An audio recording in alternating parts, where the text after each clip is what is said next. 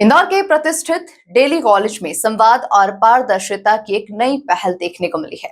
हाल ही के दिनों में ओल्ड डेलियंस के बीच संविधान संशोधन को लेकर पैदा हुए भ्रम और विवाद के बीच अब सकारात्मक माहौल में बातचीत का रास्ता खुल गया है। इस बैठक में महाराजा विक्रम सिंह पवार और ओडीए पदाधिकारियों के बीच खुलकर बातचीत हुई और सबसे बड़ा फैसला ये रहा कि प्रस्तावित ईओजीएम अब नए बोर्ड के गठन के बाद ही आयोजित की जाएगी। देखिए आपकी खास रिपोर्ट। दिल्ली कॉलेज में संवाद की खास पहल। महाराजा विक्रम सिंह पवार ने दिखाया बड़ा दिल। ओडीए और प्रबंधन के बीच सकारात्मक बैठक। संविधान संशोधन पर खुलकर हुई चर्चा। 10 मई की ईओजीएम फिलहाल टली। नए बोर्ड के बाद होगी ईओजीएम। इंदौर के डेली कॉलेज में संविधान संशोधन विवाद और चुनावी सरगर्मी के बीच में सकारात्मक संवाद की पहल हुई है। डेली कॉलेज में आयोजित इस महत्वपूर्ण बैठक में महाराजा विक्रम सिंह पवार और हरपाल सिंह भाटी ने ओल्ड डेलियंस एसोसिएशन के पदाधिकारियों के साथ विस्तार से चर्चा की। बैठक का मुख्य उद्देश्य था संविधान संशोधन और अन्य मुद्दों को लेकर फैली हुई भ्रांतियों को दूर करना। बैठक का माहौल सकारात्मक और सौहार्दपूर्ण रहा, जहां सभी पक्षों ने खुलकर अपनी बात रखी। इस दौरान एक महत्वपूर्ण प्रस्ताव सामने आया। 10 मई को प्रस्तावित ईओजीएम यानी एक्स्ट्रा ऑर्डिनरी जनरल मीटिंग को फिलहाल टाल दिया जाए। ये निर्णय लिया गया कि ईओजीएम अब नए बोर्ड के गठन के साथ आयोजित की जाएगी, ताकि सभी ओल्ड डेलियंस को पूरी और तथ्यात्मक जानकारी मिल सके। महाराजा विक्रम सिंह पवार ने कहा कि कंफ्यूजन और मिस डायरेक्शन की वजह से विवाद की स्थिति बनी है। इंटेंशन किसी का खराब नहीं है। अब हम संवाद और संगठित रूप से आगे बढ़ेंगे। सारी चीज़ों में सहमति बनी है। आगे प्रोसीड किस प्रकार से करना है, इस पूरे के पूरे केओस के से बाहर निकलने की कहीं ना कहीं एक सहमति हमारी बनी है कि किस प्रकार से हम आगे बढ़ेंगे। सबसे पहला मुद्दा तो रहेगा कि ओल्ड एलियन एसोसिएशन और डेली कॉलेज सोसाइटी और हम सब लोग संयुक्त रूप से संगठित रूप से विचार विमर्श डिस्कशन करके आगे बढ़ेंगे। बहुत सारे मतलब 99% of the confusion and miss direction इस कारण से भी रहा है कि बहुत अनकोऑर्डिनेटेड अप्रोचेस सब लोगों की रही है। इंटेंशन किसी के ख़राब नहीं है।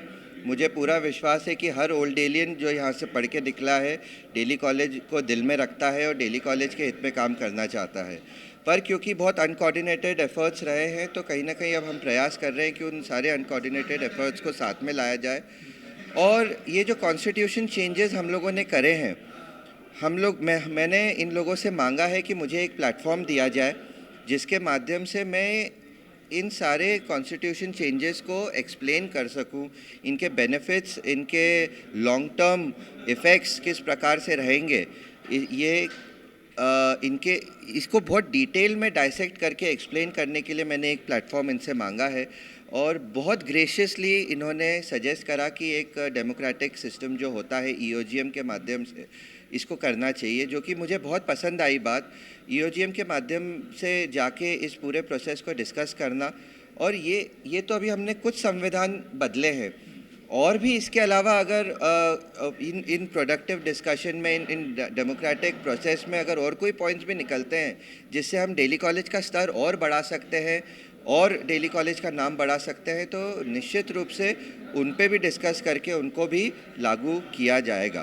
तो ये एक बहुत प्रोग्रेसिव स्टेप निकला है। और ये जो लोग मिस इंटरप्रिटेशन और गलत जानकारियाँ दे रहे हैं, कहीं ना कहीं ये इन सारे स्टेप से उन सारी चीज़ों का खात्मा होगा।